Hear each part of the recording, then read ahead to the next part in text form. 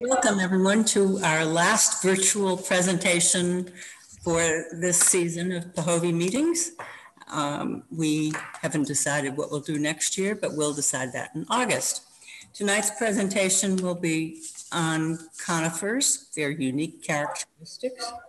And our presenter is Derek Antonelli, a longtime INPS member. He's belonged about 11 or 12 years. He's currently the president of the Calypso chapter in Coeur d'Alene, and he's also an Idaho master naturalist, and he's an amateur botanist. He attended North Idaho College, the University of Idaho, and Florida Institute of Technology. He's retired from the United States Air Force, and he worked for more than 10 years as a biological technician conducting vegetation monitoring for Idaho Fish and Game. Derek will help us to appreciate the unique characteristics of conifers and help us learn to identify all the conifers of Idaho. Thank you. Derek, you ready? If I can find a share screen here. Oh, there it comes. Not there. Let me stop sharing. Again. You were. Oh, there it is. Okay.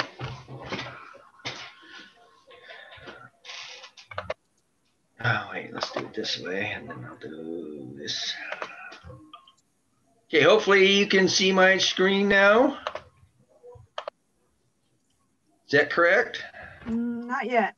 Oh, all right. It's on, well, that's PAHOVI. That's.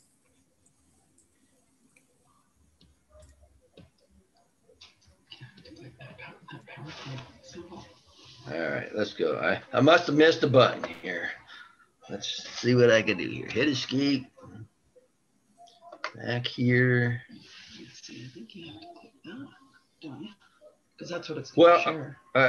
Oh, I see. I have to click this button. So this is a screen share. Now can you see my screen? It's coming up. There we go. Coming up. All right. So now I got to get back to the beginning and. All right. Hopefully you can see that pretty well. Yeah. Well, thank you for having me. One of the things I really like about these Zoom meetings is rather than taking a day of driving down to Boise to give this, giving the presentation one day and then driving back, I just got home from doing the job I was doing about an hour ago, so we can get going on that right away. So that's really great that way. But the other thing I like to do when I'm doing this presentation is I like to have a lot of pine cones and boughs and all sorts of things that I just kind of fling out at the crowd. So I guess you're fortunate in that you don't actually have to duck anything today. So I'm going to be talking about the various conifers of Idaho. I'm more firmly understanding what they are in North Idaho, but I've tried to add all the ones for Idaho in here. And so Idaho, the group characteristics, conifers are basically gymnosperms. That means they bear their seeds that are naked on the scales within cones. They're also woody plants. Most of them form trees, but there are a few that form shrubs. Conifer leaves are mostly needles or scales. And then the plants are usually evergreen, but there are a few exceptions such as larch. Here you can see actually the seeds being born naked. Can everybody see my cursor? You can see the seeds that are born naked on you can look right in on the scales and see those seeds just sitting there. So they're born naked on the scales. A lot of facts about conifers is one is that it's a very old group of plants. They've been around since for about 310 million years, which is probably only about 130 years more than the dinosaurs have been. And dinosaurs are already have gone, of course. So they've been around a very long time. Flowering plants have only been around about 125 million years. Conifers have the largest plants, the tallest plants and the oldest plants in the world. The giant sequoia is about 52,000 cubic feet. The coastal redwoods grow up almost to 400 feet, and the bristlecone pine is just over 5,000 years. So some very very unique characteristics for this particular group of plants. You can see here's my wife standing next to a giant sequoia, and this is just a run-of-the-mill sequoia. It's not like the great big one, the giant Sherman, because of course they got a big fence around that one, keep you from getting there. Conifers are not a very diverse group in the fact that they only have about 588 species worldwide. If you compare that to, say, the orchid family that has 25 to 35,000 different species, there's quite a few more in a lot of the other plant groups. But ecologically, it's a very dominant group of plants over vast areas of the world. The taiga is the world's largest land biome. It covers much of Alaska, Canada, Siberia, into Finland and Sweden, all that northern tier across the entire globe. So, in Idaho, there are 3 plant families that are considered conifers. There's the pine family, which most of us are aware of. Then there's the cypress family, which includes the cedars and the junipers. And then finally, there's the yew family, which is a pretty unusual type of conifer. So the differences in these, first, the pine family has its seeds that are borne in cones that are arranged in spiral scales. The leaves are needle-like, and they're also spirally arranged, although at times those needles are actually they're arranged spirally on the branches, but then they orient themselves to be in a flat plane. So the cypress family, the seeds are borne on a woody or fleshy cone with very few scales. The leaves are either scale-like or all-like, and they can have opposite leaf arrangements. And the yew, the seeds are borne singly in an enclosed pulpy reddish aril. The leaves are needle-like, flat, and well, some of them are two-ranked. The ones that we have are two-ranked. So the different genera of the pine family. We have the true pines, and their needles are borne in a sheath called a fascicle, and so the pines are bundled in either 2, 3, or 5 needles to a bundle. Also, the cone scales are thickened near the tip of the scale, the cone or the scale. Larch, they have 20 to 30 leaves borne on woody knobs. Those are the leaves are also deciduous, and the scales are thin at the tip, so they thin out instead of getting flat and fleshy at the tip, or at the tip of the scale. The spruce, they have single sharp square needles that are square in section. They're borne on prominent woody pegs, so you'll be able to see those woody pegs when you're looking at the small twigs of the spruce. Hemlock, they have single needles. They're blunt, usually whitened on the bottom side, and they can be on a small peg. And in hemlocks, the top of the tree is always drooping over. It just droops, and it just really stands out. You'll see it almost every tree I've ever seen has always had that drooping tip. So. The fir trees, they have single leaves that are notched at the tip. The cones are erect. They stand up on top of the branch instead of dangling down under the branch. The cones disintegrate while they're on the tree, so you'll be standing underneath the tree, and all of a sudden here comes this rain of scales coming down, and that indicates you're probably standing under a fir tree that the cone is disintegrating, and the branches can be opposite. Then the Douglas-fir has, again, single leaves. The cones are pendant. They fall as a unit. The buds are sharp and the branches are irregular. So I can show you some of those. Here you can see the fascicle and the pines. You can see that it's got a papery sheath right here. This is lodgepole pine, a very long papery sheath. And you have 3 needles in that particular bundle. For the cones, you can see how they're thickened at the end. And that thickening is called an umbo.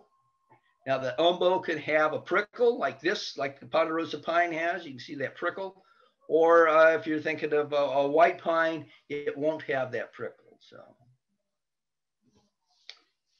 all right. So different species of pine. We have, what is it about? Well, probably 7. Well, 1, 2, 3, 4, 5, 6 species. The Ponderosa pine has needles. They're in bundles of 3.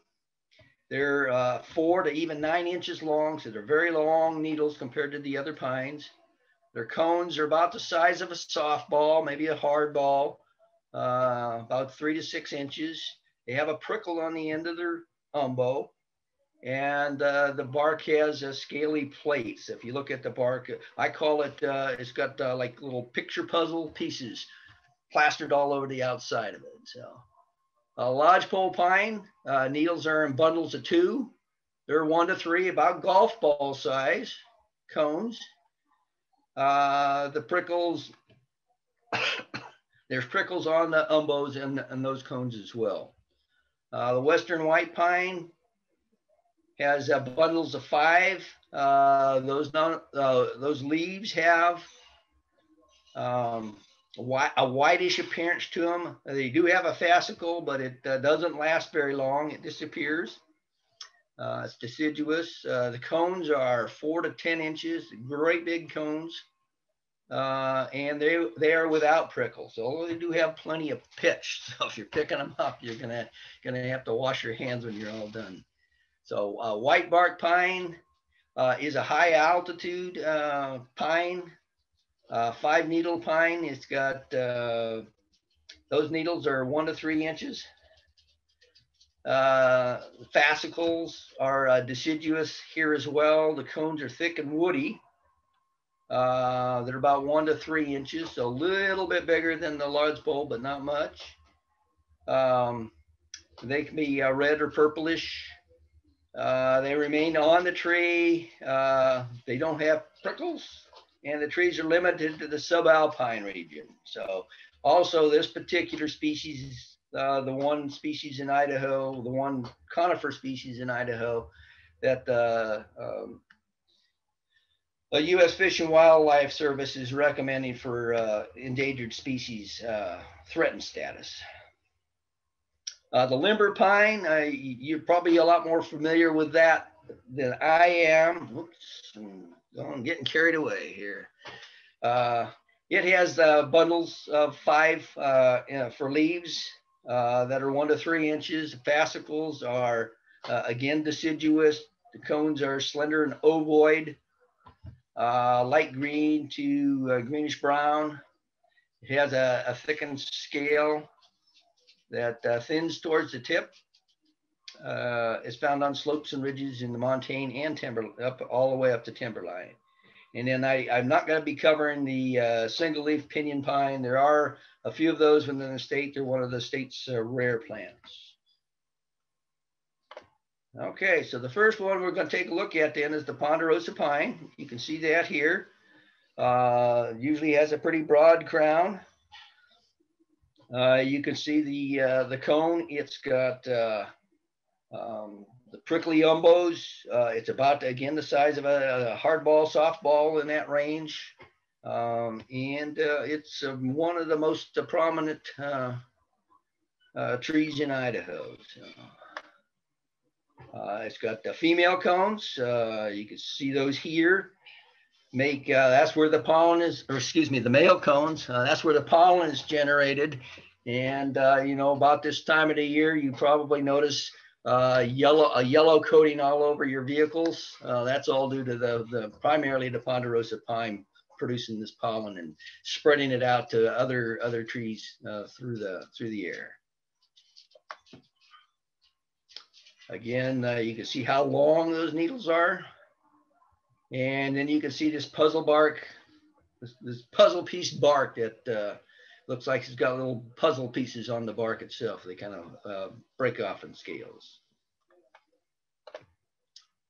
Lodgepole pine, it can be this really nice straight lodgepole-like tree, or they can be fairly twisted up. Either way, they have a cone about the size of a golf ball, again with prickles.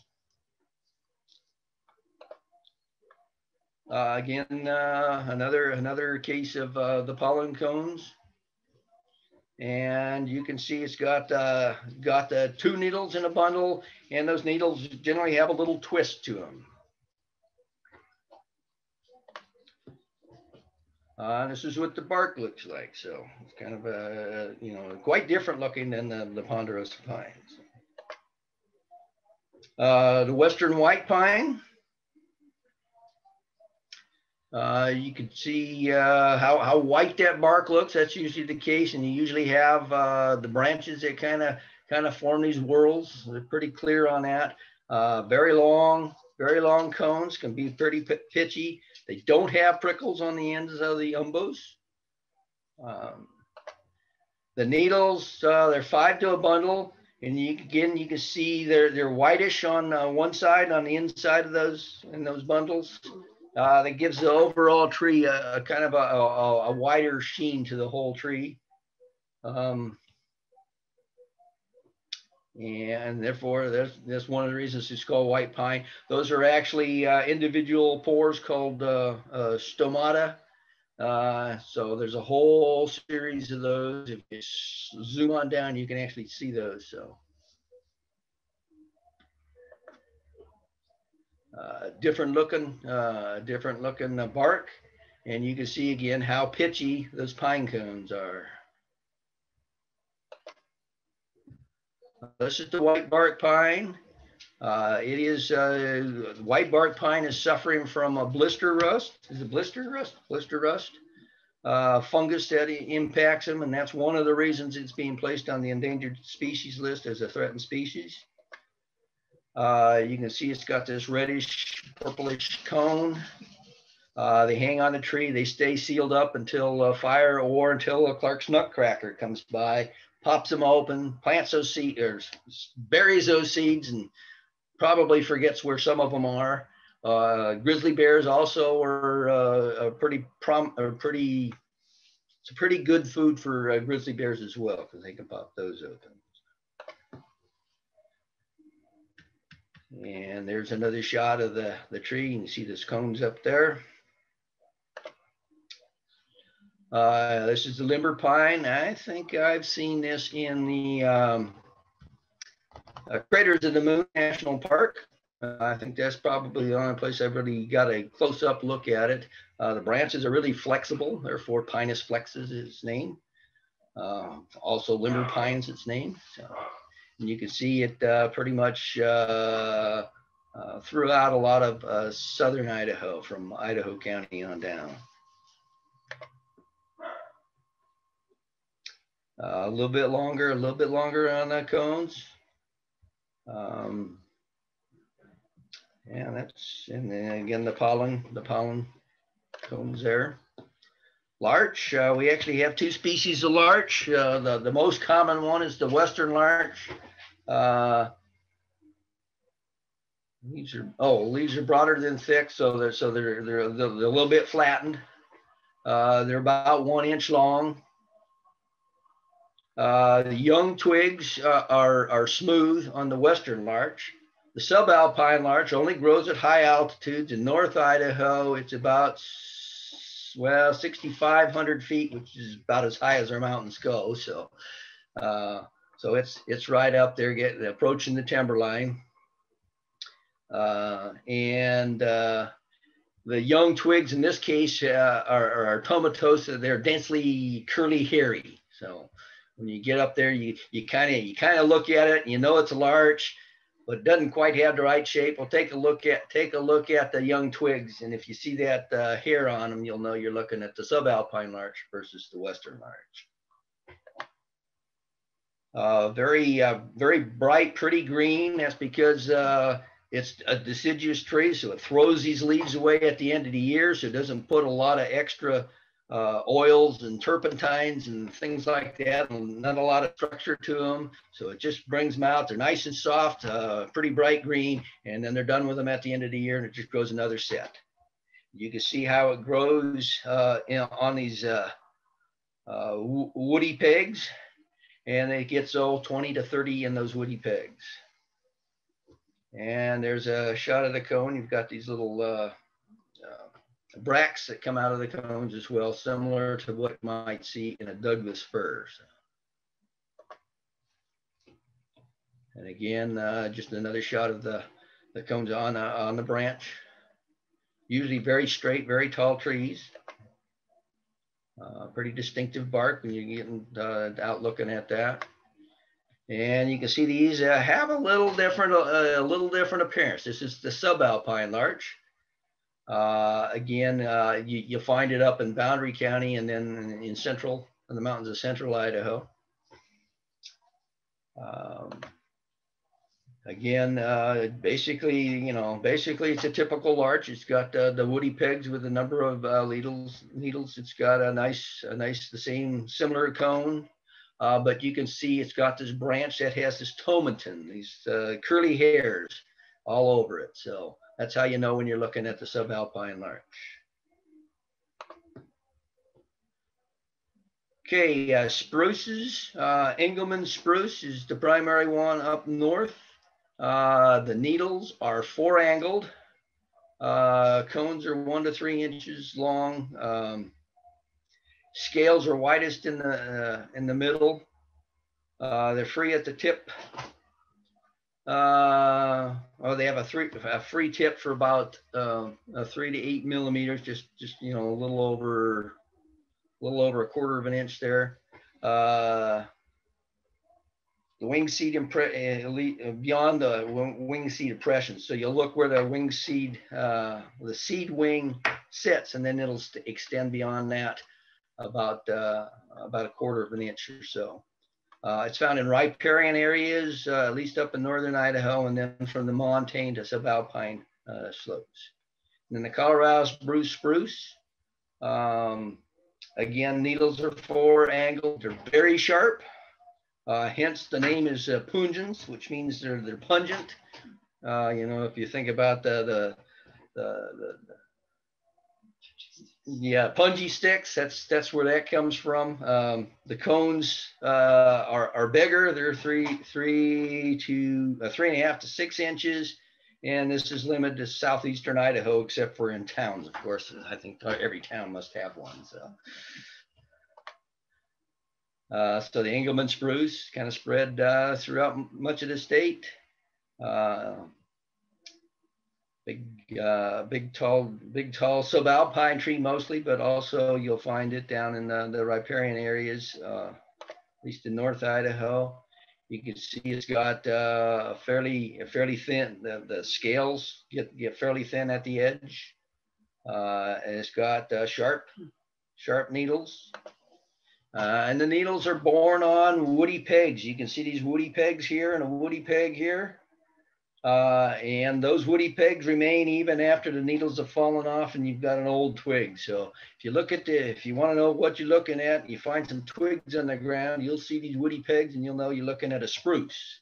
You won't necessarily know which spruce it is, because in towns you got lots of different kinds of spruce, but in the forest it's either Engelmann spruce or the corner of Idaho, it might be the blue spruce. So there's another shot of the needles. Colorado spruce generally has this bluish appearance, but that's not a good distinguishing characteristic, because Engelmann can also develop that same look. You'll notice that it shows it around Lata, and I'm kind of skeptical of that particular record. So I don't know what they were looking at there. So, but you can see that these needles are kind of standing out a little bit more even than the Engelmann spruce, and they're very sharp. You can just grab a hold of them and you'll know right away you're dealing with a spruce. So. Bigger cones, that's one of the characteristics. You can look at the size of the cone. Hemlocks are interesting. The western hemlock, the needles are nearly flat. They have stoma only on the lower surface, so they're shiny green above. They generally form a flat spray of branches. The leaves are markedly unequal in length. They're not very long. None of them are very long. The longest one might be an inch, but if you look at the needles along a twig, they vary a lot. So yeah, oh yeah, you can see those here, vary a lot in size. Let's see if I go back. And the leader is always drooping, always tips over.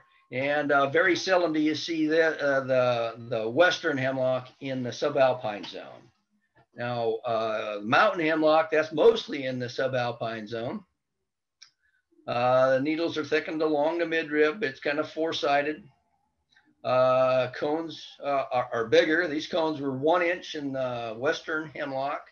They're 1 to 3 inches in the mountain hemlock.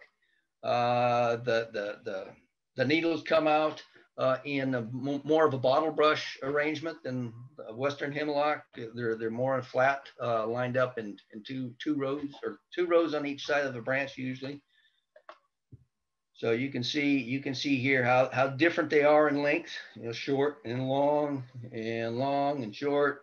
And they're also two ranks on this side, one high and one low, and again high and low on these. So, and you can see the bottom side has all these, they're whitish on the bottom. That's because that's where the stomata, the little breathing pores for the plant are.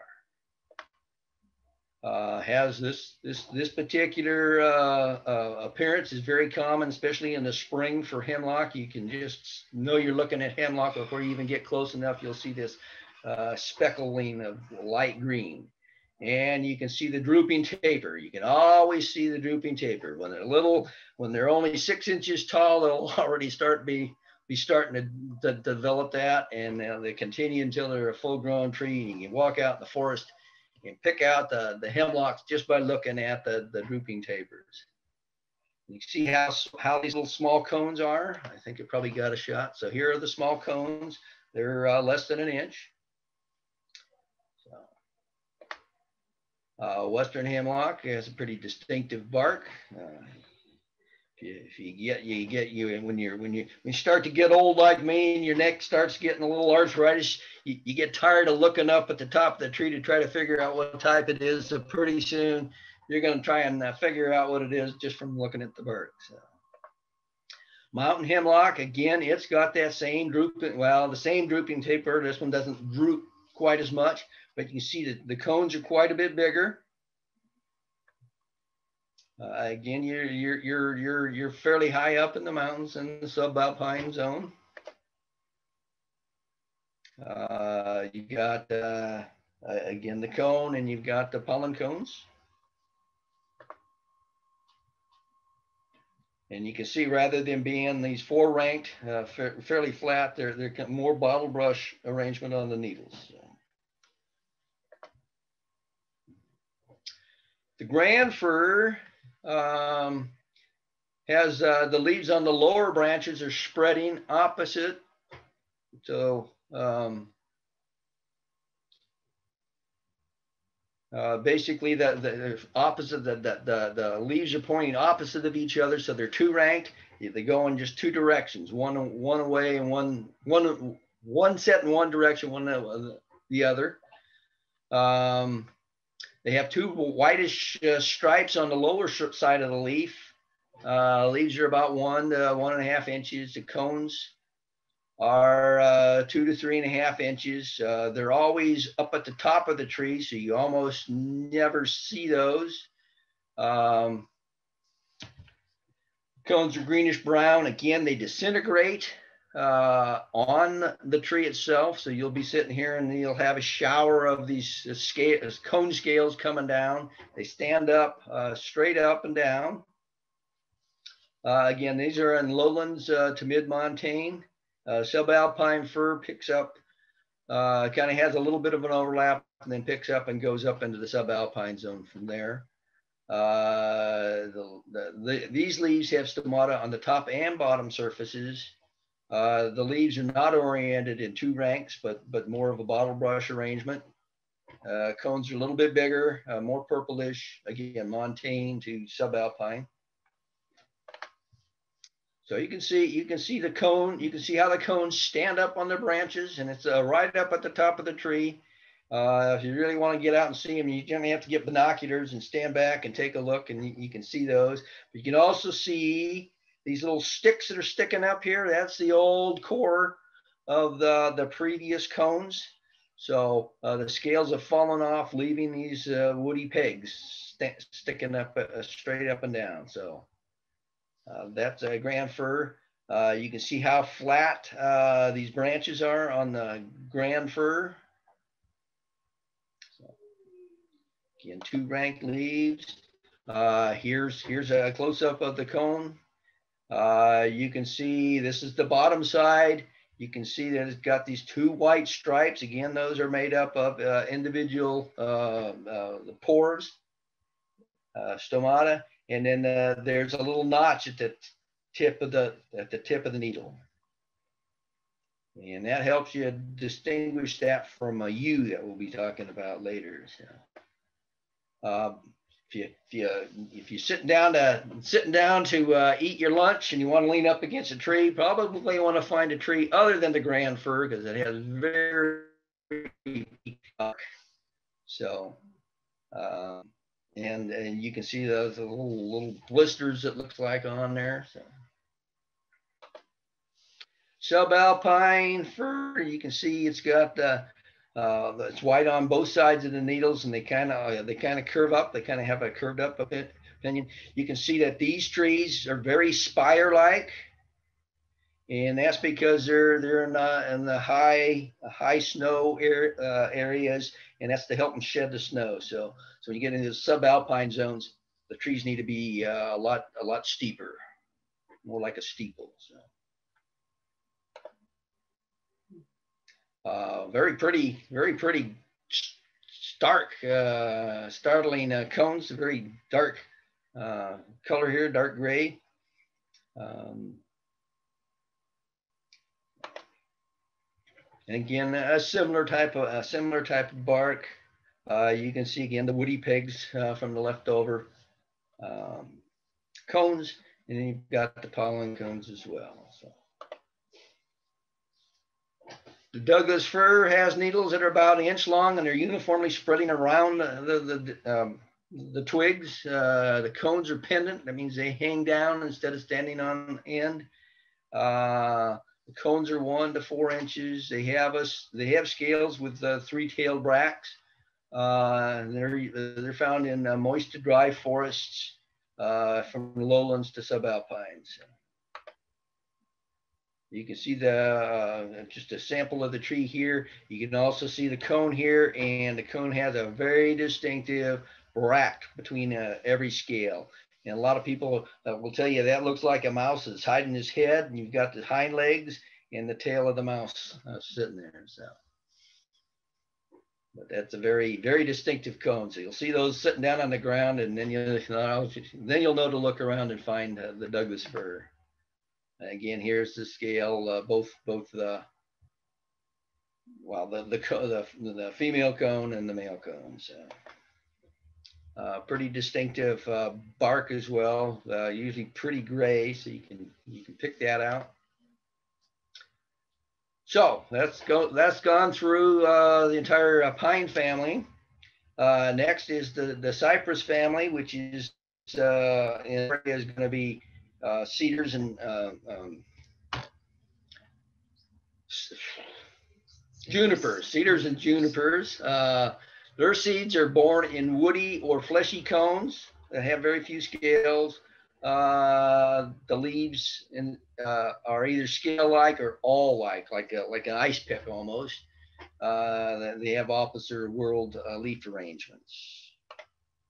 Okay, so the junipers, they have mature female cones that are subglobose. They're fleshy and they remain closed. You know, you've heard of the juniper berries. That's what they're talking about there. The leaves are scale-like or awl-like. You have both of those options, generally opposite or in threes. And then the other genus we have is cedar, in our case, western red cedar. Mature cones are elongated, they're about a ½ inch long. They have flattened scales that are opposite, and they do open up. And the leaves are definitely all scale-like, either opposite or forward. So different types of junipers. We have the common juniper, which is a mat-forming juniper, and it's got the awl-like leaves that are sharp. Then there's the Rocky Mountain juniper. That's a small tree. The leaves are scale-like, generally opposite. There's the Western juniper, which is a small tree, scale-like leaves, but those leaves are in part whorled in whorls of 3, and they will have a prominent resin gland on them. And then the Utah juniper, again, a small tree, scale-like leaves, whorls of 3, but without the resin glands. This is the common juniper. Again, it's a low shrub. You can see the juniper berry, the little cone on there. Again, sharp, awl-like needles. You can see how it's a low shrub versus being a tall tree. Then switching to the Rocky Mountain juniper. Again, small tree. It's got, you'll be able to find the male cones and the female cones. And you can see the opposite leaves here. You got a leaf here and a leaf here, and you got a leaf here and a leaf on the other side. So those are opposite. Then you have the Western juniper. It's got basically three scales around. You can see the little depression here. That's that resin pit. So that's what characterizes the Western juniper. Again, pretty typical juniper berries. And then Utah juniper. It's, that it doesn't have, it has the three leaves in a whorl, but they don't have the resin pit. So. And finally, the Western red cedar. It's a tree that grows to over 200, great big buttress base, very, very big in some stands, some groves. The bark is reddish brown, fibrous. You've got small ovoid cones that are about a ½ inch. It likes moist lowlands and montane forests, or even swampy bottomlands along streams. So you'll lots of times see it with its feet in the water, at least part of the year. So you can see how that big buttress base is. It has these scale-like leaves, little pollen cones. And you can see here the green female cones. They will eventually open up, drop the seeds. And again, you can get another look at those scales. Yeah, and that finishes that. And finally, we'll look at the U family. Again, those seeds are born in a pulpy, reddish arrow. And those leaves are needle-like. And in the species that we have, they're flattened 2-rank. So it's, again, a small tree or shrub, often very, very sprawly shrub. Seeds are enclosed within that fleshy reddish berry. And each individual leaf is very sharp pointed compared to the compared to the grand fir, which is easy to confuse, especially when you're looking at the small thing. So you can see here, it looks pretty similar to the grand fir. It can be tree-like, so you can get the trees up to about 30 feet. Here you can see the needles, but you'll notice instead of having that notch tip that the grand fir has, it has a point on it. You can see the pollen cones here. And then finally, you can see that red berry. So this is probably would not be characterized as a conifer, but it should be characterized as a gymnosperm, because you can see that naked seed right inside that. So this is what the bark looks like. You can see, and very often you see these woodpecker holes in it. So, and that's what I've got. So I can take any questions that anybody has. I will stop sharing my screen. So Derek, are the native yew as toxic to ungulates as I don't believe so, and I don't believe so. In fact, they do browse on them to a very small extent, and I think that's what leads them to think that it's safe to eat the Japanese yew and the other domestic yews that we have around. So they kind of get in the habit of nibbling on it as they go by, and then all of a sudden they're into the very toxic Japanese yew. Thank you.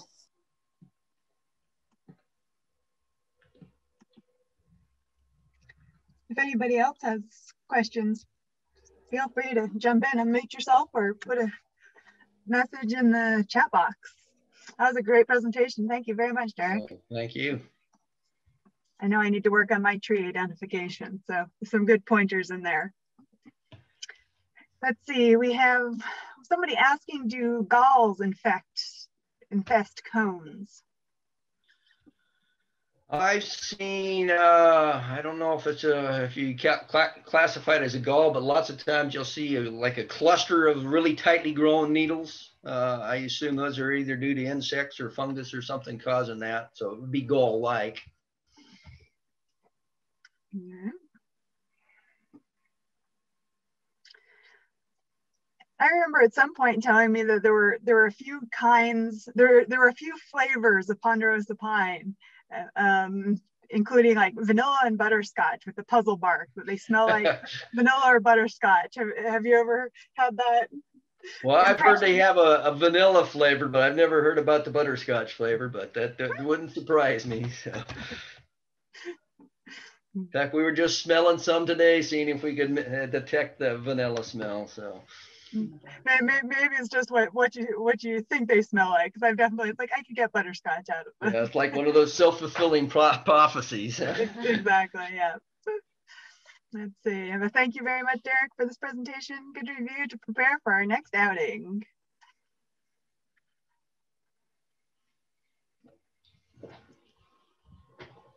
Well, as I said, this presentation does seem to be recording successfully, so we'll be able to get it posted for further viewing.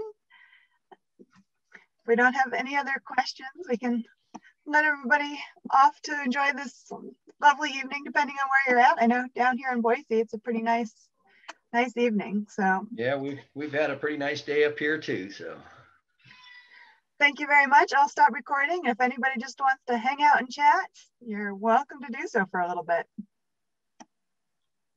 Well, thank you for having me. So.